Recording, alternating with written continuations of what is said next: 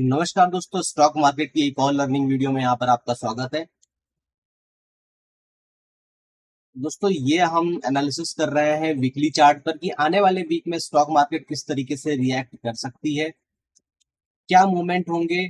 यहाँ से आप सीखेंगे कि किस तरीके से चार्ट को रीड करना चाहिए, कैसे आप अच्छे तरीके से एक चार्ट को रीड कर सकते हैं, चार्ट क्या बोल रहा है, लॉन्ग टर्म में किस तरीके से आप चार्ट को एनालिसिस कर सकते हैं। यहाँ पर मैं इंडेक्स के चार्ट का एनालिसिस करने का एक सबसे बड़ा रीजन ये भी है कि आज के टाइम पर जो करंट के रूल है उसमें मैं आपको किसी पर्टिकुलर स्टॉक के पिछले 3 महीने के लेटेस्ट चार्ट नहीं दिखा सकता हूं अपने यूट्यूब चैनल पे, जिसकी वजह से मुझे ये एनालिसिस इंडेक्स पे ही आपको करके बतानी होती है। लेकिन वीकली चार्ट का एनालिसिस, स्पेशली अगर आप स्विंग ट्रेड कर रहे हो, पोजिशनल ट्रेड कर रहे हो, लॉन्ग टर्म के लिए या अगले 3 महीने, 6 महीने, 8 महीने के लिए पोजीशन बना रहे हो, तो कभी भी 1 घंटे की या 4 घंटे की कैंडल को देखकर ट्रेड ना लो।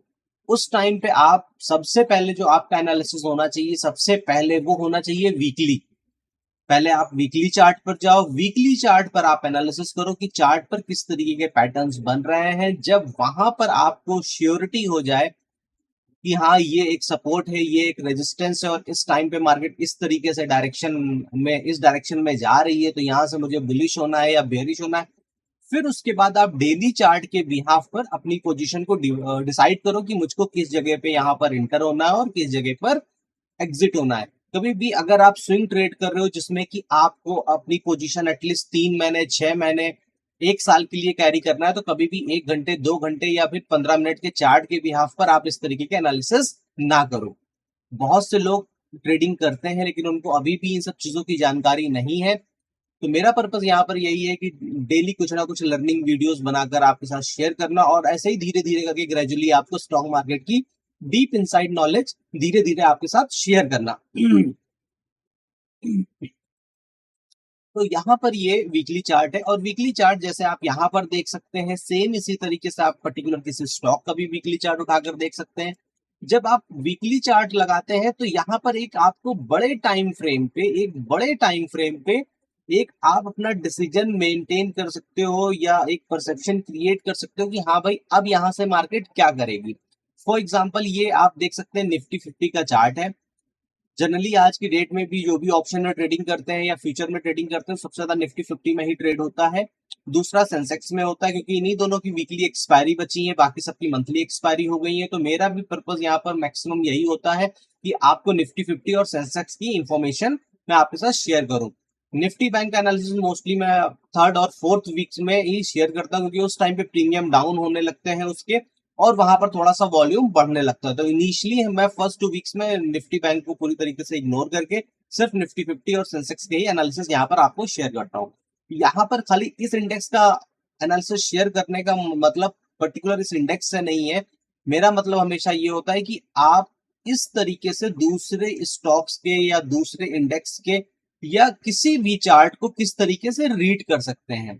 अब जैसे कि यहाँ पर अगर आप देख सकते हैं तो ये एक डबल पैटर्न बन रहा है। अगर हम लॉन्ग टर्म की पिक्चर देखें तो यहाँ पर मार्केट कॉन्टिन्यू यहाँ पर आप देखते हैं तो ये एक रेंज में थी, मार्केट ने इस रेंज को नहीं निकाला था। अब अगर हम चाहें तो इस लाइन का एक क्लोन तैयार करते हैं कंट्रोल दबाकर और इस लाइन को ड्रैग करेंगे और ये नीचे यहाँ पर या इस जगह पे जहां से मैक्सिमम आपको सपोर्ट दिख रहे हैं आप वहां पर रख दें। तो यहाँ पर आप देखिए कि कॉन्टिन्यू ये फॉलिंग फ्लैग का पैटर्न बन रहा था, जिसमें कि मार्केट कुछ इस तरीके से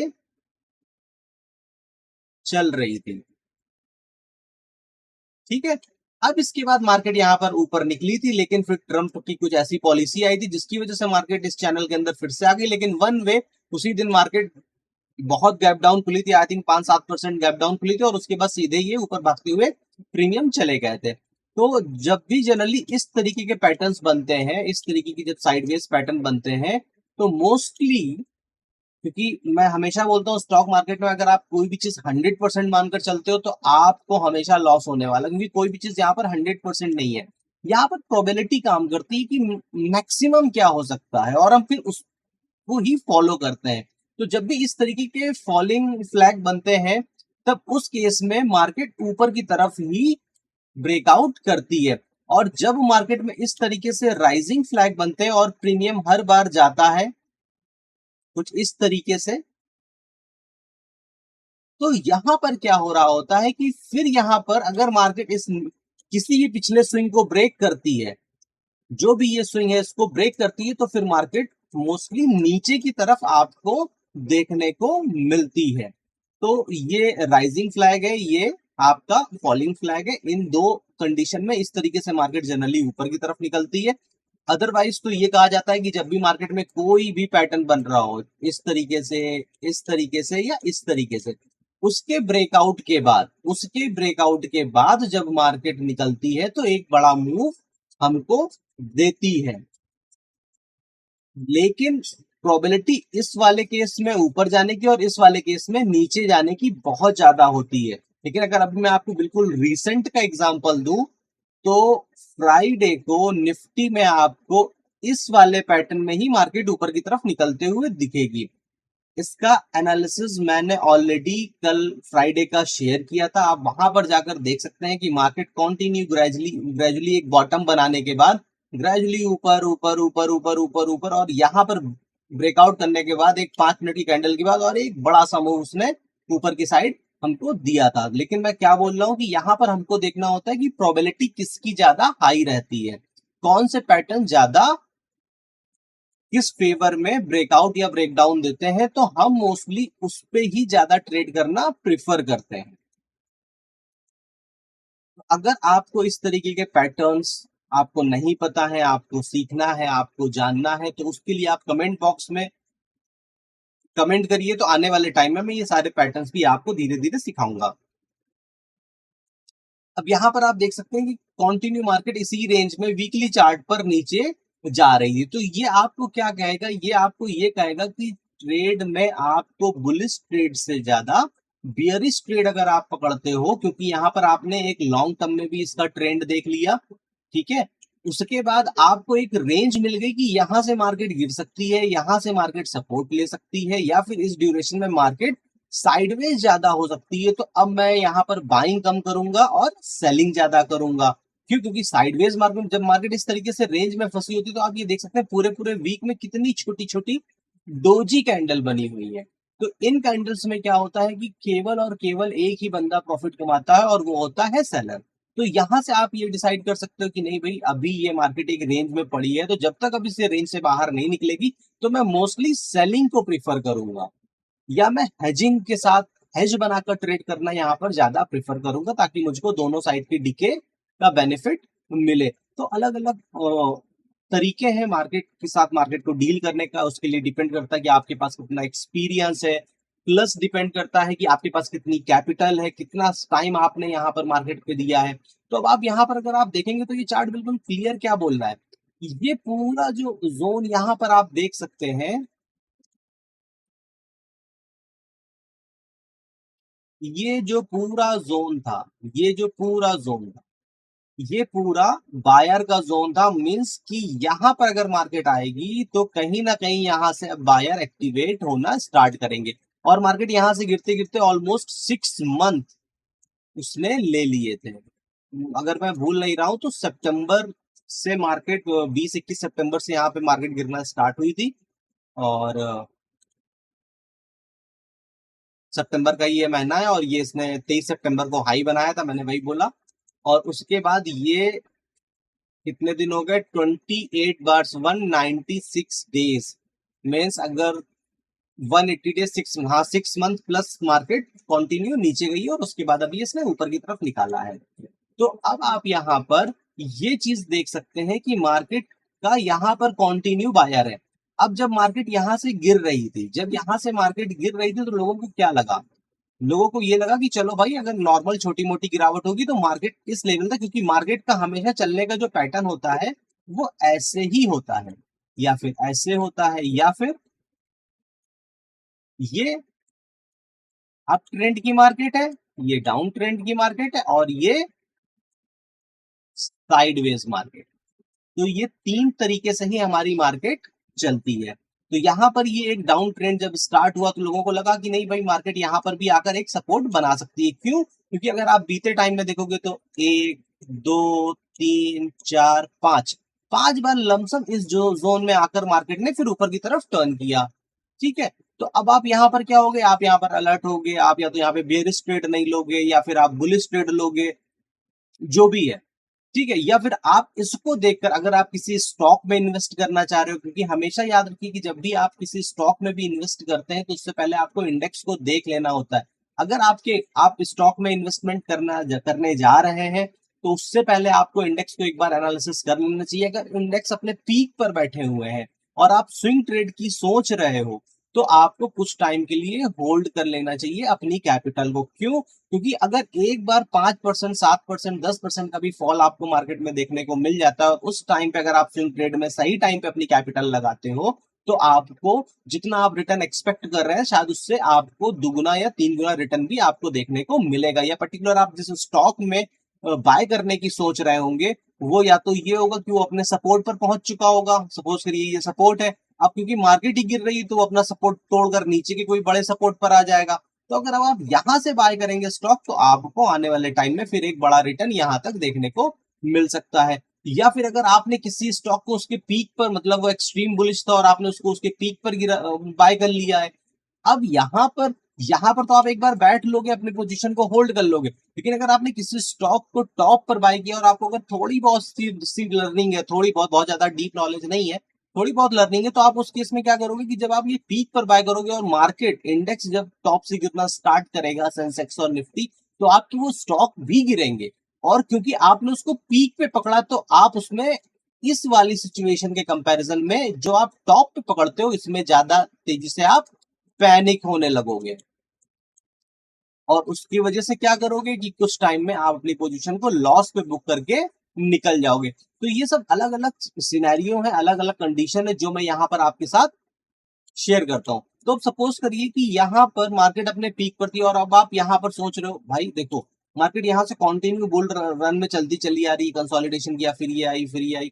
तो अब अगर आप यहाँ पर स्टॉक में इन्वेस्ट करने की सोच रहे हो तो उससे बेस्ट एग्जांपल ये है कि आप यहां पर इन्वेस्ट करने से अच्छा है उस कैपिटल को अपनी अकाउंट में होल्ड कर लो और एक फॉल आने का वेट करो, एटलीस्ट 1 महीने का, 2 महीने का। अब मैं कह रहा हूं कि अगर आपने चलिए यहां पर भी उठा लिया तो आपने अगर इस जगह पे किसी स्टॉक को पकड़ा होगा तो उससे बेस्ट कंडीशन की अगर आपने इस जगह पे अपने स्टॉक को पकड़ा होगा तो आने वाले टाइम में, कम टाइम में वो आपको ज्यादा रिटर्न दे सकता है।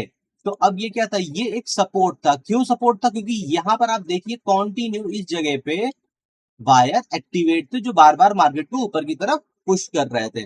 तो यहाँ पर डिमांड सप्लाई काम किस तरीके से करती है, यहाँ पर डिमांड और सप्लाई काम इस तरीके से करती है कि जैसे चार्ट मुझको दिख रहा है वैसे चार्ट आपको दिख रहा है और वैसे ही चार्ट पूरी दुनिया में बड़े बड़े इंस्टीट्यूट हैं उनको भी दिख रहा है और सब कोई इसी के बिहाफ पर काम करता है। कभी कभी यहाँ पर कभी कभी बिग इंस्टीट्यूट अगर शायद स्मार्ट मनी अगर आपके ऐसा हंटिंग करा देती होगी, ठीक है, वो हर इंडेक्स में और हर एक्सचेंज में होता है, उससे आप नहीं बच सकते हो। आप खाली किससे बच सकते हो, आप अपनी डिसिप्लिन से बच सकते हो। आपको ये पता हो कि आपको एग्जिट कहां पर करना है। अगर आप स्टॉक्स में पोजीशंस बना रहे हो तो आप पहले उसकी फंडामेंटल की एनालिसिस कर लो। मैं ये नहीं कहता हूं कि आपको 100 चीजें एनालिसिस करनी, कुछ बेसिक चीजें एटलीस्ट है जो इंपॉर्टेंट होती हैं उनको आपको देखना होता है कि भाई मार्केट के ऊपर कितना इंटरेस्ट कवरेज रेशियो है, प्रॉफिट मेकिंग है कि नहीं, क्वार्टरली उसके प्रॉफिट कैसे आ रहे हैं, उसमें प्रमोटर होल्डिंग कितनी है, उसमें एफआई और डीआई का कितना परसेंट है। आप सपोज करिए कि उसमें 30% की खाली प्रमोटर होल्डिंग है। मैं एक एग्जांपल बता रहा हूँ। सपोज करिए कोई एक ऐसा स्टॉक जिसमें 30% की प्रमोटर होल्डिंग है, एफआई उसमें 0.5%, 0.6% लेकर बैठा हुआ है, डीआई उसमें 0.5, 0.6% लेकर बैठा हुआ और बाकी पूरा का पूरा 70% या 69% रिटेलर के पास बैठा हुआ। तो क्या ऐसे स्टॉक में जाना सही है? अब आप उसके फिर जब आप फंडामेंटल देख रहे हो तो उसका पी रेशियो भी इंडस्ट्री से बहुत ज्यादा बढ़ा हुआ है, उसकी बुक वैल्यू भी काफी ज्यादा बढ़ी हुई है। फिर आपने देखा कि डेप्थ कितना है, तो डेप्थ भी बहुत ज्यादा है, लाइबिलिटीज उसके ऊपर बहुत ज्यादा है। दैट मीन्स कि ऐसे स्टॉक को आपको अवॉइड करना है। वो आपको चाहे कितना भी ल्यूक्रेटिव दिख रहा हो कि नहीं यार यहाँ से तो ये स्टॉक तो यहाँ पे पड़ा है और इसने ये हाई बनाया है तो अब मैं यहाँ से यहाँ तक की जर्नी नहीं जाना है। इसीलिए मैं कह रहा हूं कि जब आप स्टॉक्स में इन्वेस्ट करते हो तो आपको चार्ट की सुननी है, लेकिन चार्ट के साथ एक रफली फंडामेंटल का भी एनालिसिस करना होता है। और जो सबसे बढ़िया ऐप होती है वो होती है स्क्रीनर। यहाँ पर बहुत ही इजी तरीके से आप कस्टमाइज कर सकते हो जो भी आप मेन चीजें देखना चाहते हो। जैसे सपोज करो कि मैं यहाँ पर डालता हूँ, कोई स्टॉक ले लेता हूँ, तो मैं जीआरएससी डालता हूँ, डिफेंस का स्टॉक है, जीआरएससी ले लेता हूँ। ठीक है, अब ये देखिए कितना बढ़िया। यहाँ पर मैंने सिंपली इसको रैंडमली उठाया है। यहाँ पर मेरा पर्पस आपको कुछ भी बताने का नहीं है, बस थोड़ा सा एक इंसाइट दिखाना है कि फंडामेंटल में आपको एटलीस्ट क्या देखना चाहिए। मार्केट कैप कितनी है, ठीक है, पी कितना है, चलिए इसका पी कितना है 64%, जबकि इंडस्ट्री का पी कितना है 76, यानी अभी भी ये इंडस्ट्री के पी से नीचे है। ठीक है, इसको पी का मतलब होता है प्राइस अर्निंग रेशियो। मीन्स आपका, आपको जो स्टॉक आज की डेट में जो आपको स्टॉक की वैल्यू पड़ रही है वो अर्निंग के प्रोपोर्शनेट में, जो कंपनी ये अर्न कर रही है उसके प्रोपोर्शनेट में कितने टाइम्स आपसे उसका प्रीमियम लिया जा रहा है। ठीक है, रिटर्न ऑन कैपिटल एम्प्लॉयड की इन्वेस्टेड कैपिटल पे कितना रिटर्न आ रहा है, डेप्ट टू इक्विटी यहाँ पर आपको क्या दिख रहा है 0 0। दैट मीन्स कि ये कंपनी डेप्ट फ्री है। कितने करोड़ की कंपनी है, 34,000 करोड़ की इसकी मार्केट कैप है, और इसकी इसमें डेप्ट कितना दिख रहा है 9.67 करोड़, जो कि अगेन एक बहुत अच्छा इंडिकेटर है कि भाई इस कंपनी के पास डेप्ट ही नहीं है, इसके पास इनफ कैश है, लिक्विडिटी है, इसको इसकी जरूरत नहीं है लोन लेने की। ठीक है, अब जब क्योंकि डेप्ट नहीं होगा तो यहां पर आपको इंटरेस्ट कवरेज रेशियो भी बहुत बेहतरीन दिखेगा। कितना परसेंट है 69.2%। मतलब कि पूरा का पूरा प्रॉफिट इनका बाकी चीजों में यूटिलाइज हो रहा है, क्योंकि अगर आप लोन लोगे तो लोन का फिर आपको इंटरेस्ट देना पड़ेगा, क्योंकि यहाँ पर लोन है नहीं, इसलिए इतना रिच यहाँ पर इंटरेस्ट कवरेज रेशियो। फिर आप प्रमोटर होल्डिंग देख रहे हैं 74%। जितनी ज्यादा प्रमोटर होल्डिंग है दैट मीन्स कि उन प्रमोटर्स को अपने बिजनेस पे, अपनी कंपनी पे, फ्यूचर ग्रोथ पे उतना ज्यादा ट्रस्ट है। तो अगर आप यहाँ पर खाली इसका एनालिसिस कर लेते हैं, ठीक है, डेप्ट इक्विटी का कर लेते हैं कि भाई डेप्ट टू इक्विटी क्या है, डेप्ट क्या है, इंटरेस्ट कवरेज कवरेज रेशियो क्या है, प्रमोटर होल्डिंग कितनी है, ठीक है, तो ये सारी चीजें आपको मोटा मोटा एक बहुत बढ़िया करंट एसेट का रेशियो क्या है कि current asset divided by current liabilities, और फिर ये रेशियो अगर एक से ऊपर है तो ठीक है। तो आपने मोटी मोटी यहाँ पर ये चीजें एटलीस्ट इतनी चीजें देख ली, बाकी तो इसमें बहुत चीजें हैं, अगर मैं डिटेल में बताऊंगा तो वीडियो बहुत बड़ा बन जाएगा। फिर आप यहाँ पर आकर देख लीजिए कि अच्छा भाई, अब इसको जब आप स्क्रीनर को यूज करेंगे तो आपको इस तरीके से नहीं दिखेगा। यहाँ पर आप एडिट में जाएंगे, एडिट रेशियोज में जाके, और फिर यहाँ पर जाकर आपको जो भी ऐड करना है अपने हिसाब के आप वो यहाँ पर जाके एडिट कर सकते हैं। अब यहाँ पर आप देखेंगे तो इस सेक्टर की टॉप 7 कंपनी, जिसमें से ये कहां पर रैंक करती है, चौथे नंबर पे करती है। किससे रिलेटेड है, industry, capital goods, aerospace and defence का स्टॉक है ये। अब आप यहाँ पर जाते हैं तो इसकी सेल्स का फिगर देखते हैं, अरे वाह ये तो क्वार्टरली बढ़ती जा रही है। ठीक है, quarter to quarter, previous quarter, सारी चीजें आप ट्राई टैली करिए। फिर नेट प्रॉफिट आप यहाँ पर देखिए। तो ये मोटी मोटी चीजें जो आप यहाँ पर, फिर आप ईयरली देख सकते हैं कि अच्छा भाई ईयरली भी कंटिन्यूस का रिवेन्यू बढ़ता जा रहा है, जो कि अगेन एक पॉजिटिव सिग्नल है। ठीक है, उसके बाद यहाँ पर इक्विटी, कैपिटल, रिजर्व सब ठीक ही है। फिर आप नीचे आकर ऐसा मैं इसको इग्नोर कर रहा हूं तो ऐसा नहीं कि ये यूजलेस है, ये कैश फ्लो भी बहुत ज्यादा इंपॉर्टेंट चीज है। ये जो कैश फ्लो भी है ये भी बहुत ज्यादा इंपॉर्टेंट चीज है, लेकिन अभी टाइम नहीं है कि मैं इतनी सारी चीजों को आपको डिटेल से बता सकूं। अब सबसे एक अच्छी चीज मैं आपको बताता हूँ, ये देखिए यहाँ पर प्रमोटर होल्डिंग कितनी है 74%। क्या इसके अंदर एफआईडीआईज अपनी पोजीशंस को बढ़ा रहे हैं, या जो उन्होंने पोजीशंस बनाई हैं उसको मेंटेन रखने, जैसे कि आप यहाँ पर एफआईज का देखिए, एफआईज यहाँ पर हर साल, अगर आप देखोगे हर क्वार्टर में, अगर मैं इसको ईयरली कर देता हूं तो ये थोड़ा सा और सही दिखेगा, फिगर छोटी हो जाएंगी। तो यहाँ पर देखिए धीरे धीरे धीरे धीरे करके यहाँ पर एफआईज ने अपनी पोजीशंस को इंक्रीज करके 3.85 कर दिया है। एक टाइम पे इसमें डीआईज 22% था, लेकिन धीरे धीरे करके ये एग्जिट करे हैं, लेकिन यहाँ पर एफआईज ने अपनी पोजीशन को इंक्रीज किया है। प्लस पब्लिक होल्डिंग कितनी है, खाली 19%। ऐसा नहीं है कि 70-80% की टोपी खाली पब्लिक को पहना दी गई है और उसके बाद यहाँ पर लॉस भी हो रहा है, ना एफआई इंटरेस्टेड है ना डीआई इंटरेस्टेड है। तो ये भी एक यूजफुल इंसाइट होती है जब आप किसी स्टॉक में इन्वेस्ट करते हो। तो ये बेसिक फंडामेंटल्स आपको देखने चाहिए। तो अब यहां पर चार्ट क्या बोल रहा है, यहां पर चार्ट ये बोल रहा है कि मार्केट 1 2 3 4 5 6 वीक इसने खाली इस रेंज के अंदर टाइम पास किया है और उसके बाद ये मार्केट ने ब्रेकआउट दिया इस रेंज का, जो ये यहां पर रेंज आप देख रहे हो 6 हफ्ते की।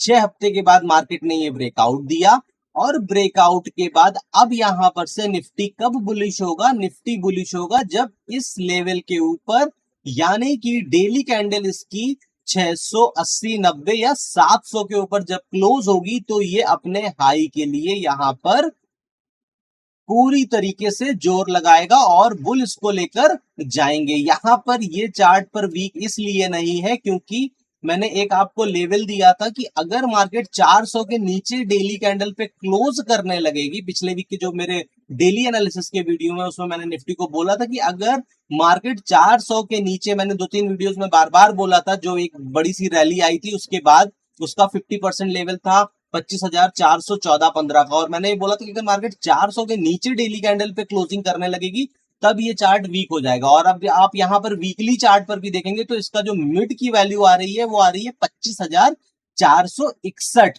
यानी कि अगर मार्केट इसके नीचे आकर इस वीक में क्लोज कर देती तो फिर ये यहां पर मामला गड़बड़ हो जाता। लेकिन सॉरी इसका इसकी इसकी मिड वैल्यू कितनी आ रही है, इसकी मिड वैल्यू आ रही है 25,255।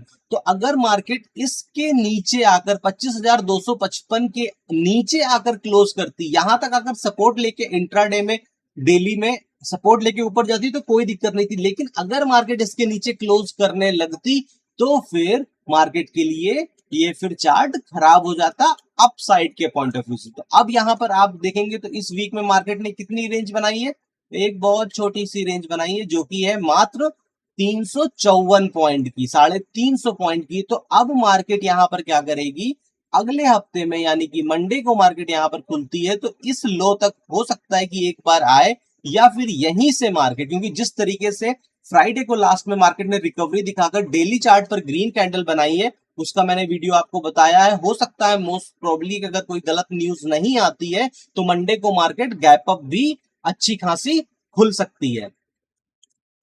तो अब यहां पर हमारा जो मेन यहां पर हमको बुल चार्ज होते हुए दिखेंगे वो कहां से दिखेंगे, वो 25,670-80 या फिर 25,700 के ऊपर फिर एक हमको ऊपर बड़ी कैंडल बनते हुए दिखेगी। भले ही ये वीकली कैंडल है लेकिन अगर आप 5 मिनट कैंडल पर भी चार्ट पे ट्रेड करते हो, इंट्राडे ट्रेड भी करते हो, तो वहां पर अगर आप इनको 5 मिनट की कैंडल पकड़ कर अगर आप देखो और आप ये सोचो कि आप इंट्राडे ट्रेड कर रहे हो, तो यहाँ पर आपका इंट्राडे ट्रेड बिल्कुल क्लियर बन रहा है कि अगर आप यहाँ पर ट्रेड लेते हो अप साइड का तो आपका स्टॉप लॉस क्या होना चाहिए, आपका पहला स्टॉप लॉस, तो क्योंकि ये बड़ी कैंडल ब्रेकआउट पे आई, ये रिटेस्ट करी, तो यहाँ पर आप ट्रेड ना करो। लेकिन जैसे ही कैंडल इसके ऊपर निकलती है, अगले वीक की कैंडल जैसे ही इसके ऊपर बन के निकलती है, तो आपका इस कैंडल का लो स्टॉप लॉस हो जाएगा। बहुत सेफ लेना है तो आप इस बड़ी सी कैंडल का जो लो है ये स्टॉप लॉस रखकर आप ट्रेड में जा सकते हो, क्योंकि चार्ट चाहे वीकली आप एनालिसिस कर रहे हो, चाहे आप डेली कैंडल पे एनालिसिस कर रहे हो, मंथली कैंडल पे एनालिसिस कर रहे हो, चार्ट पे जो स्ट्रक्चर बनते हैं वो सेम तरीके से ही बन रहे होते हैं।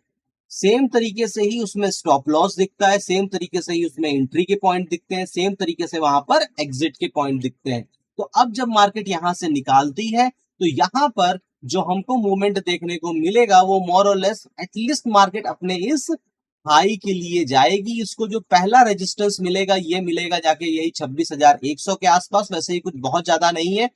प्रॉपर इसको जो रेजिस्टेंस मिलेगा ये निफ्टी का जो एवर हाई बना हुआ है इसके पास ही है। लेकिन अब जिस तरीके से ये मार्केट निकली है तो यहां से एक आपको बड़े टारगेट देगी, जैसे कि यहां पर आप देख सकते हैं ये एक लंबा कंसोलिडेशन के बाद निफ्टी ग्रेजुअली ऊपर गई है। और ये कब की बात है, 2022 की बात है, और 2022 की बात से फिर मार्केट ने एक बड़ा मूव ऊपर की तरफ दिया है।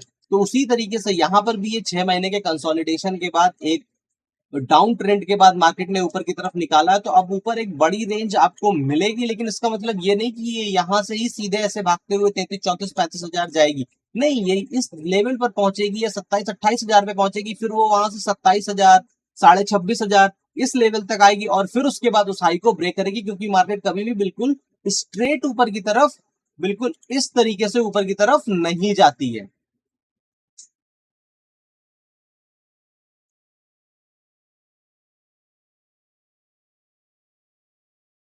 तो यहाँ पर चार्ट बुलिश है, ट्रेंडिंग हो रहा है। यहाँ पर निफ्टी का हमारा चार्ट अब ट्रेंडिंग हो रहा है, बुलिश हो रहा है। इसका जो रेजिस्टेंस चार्ट पर आएगा वीकली चार्ट पर, वो हमारा यही रहेगा, इसके नीचे कोई रेजिस्टेंस नहीं है।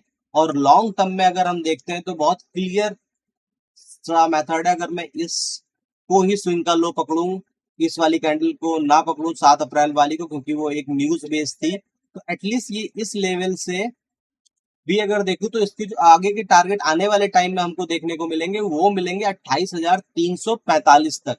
यहां तक पहुंचने के बाद मार्केट फिर एक बार 28,345,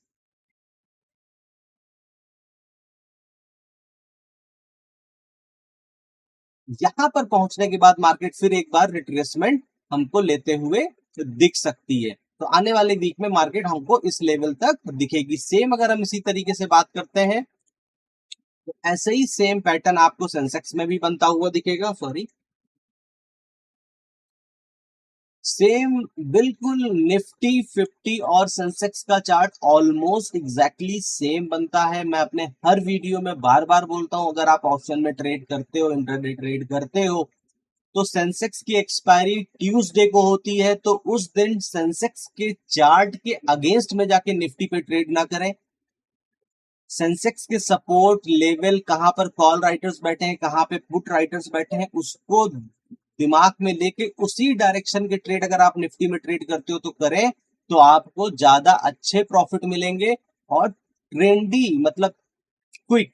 क्योंकि एक्सपायरी में कभी कभी तेज मूव आते हैं और उस मूव में अगर आपने निफ्टी का ट्रेड पकड़ा तो आपको बहुत बढ़िया पॉइंट देखने को मिलेंगे। सेम उसी तरीके से अगर आप सेंसेक्स में बहुत प्रेफर करते हो ट्रेड करना, आपको अच्छा लगता है, तो और खाली सेंसेक्स का चार्ट देखकर ट्रेड करते हो, तो थर्सडे को निफ्टी की एक्सपायरी होती है, उस दिन निफ्टी के लेवल्स जरूर देखकर सेंसेक्स में ट्रेड करें। अदरवाइज आप मल्टीपल ट्रेड लोगे, ट्रैप होगे, और कई बार अगर आप अगेंस्ट में ट्रैप हुए तो बड़े पॉइंट आपको देने पड़ सकते हैं। सेम यहां पर भी चार्ट बन रहा है। मार्केट ने एक कंसोलिडेशन के बाद एक बड़ी सी बिग बार कैंडल बनाई है और अब इसके ऊपर ये एक इस वीक में इसने रिटेस्ट किया है, रिट्रेसमेंट हुआ है खाली ये, और जो कि इस कैंडल के 50% पे भी नहीं है। मतलब अगर मार्केट यहां तक भी आ जाती 82,700 712 के लेवल तक, तब भी कोई दिक्कत नहीं थी अगर ये वीकली कैंडल, लेकिन मार्केट उससे पहले ही यहां पर टर्न कर गई, जो कि अगेन बहुत अच्छा साइन है। अब जैसे ही मार्केट 84,114 के लेवल को निकालेगी, तो यहां पर एक बहुत बढ़िया मूव देखने को मिलेगा।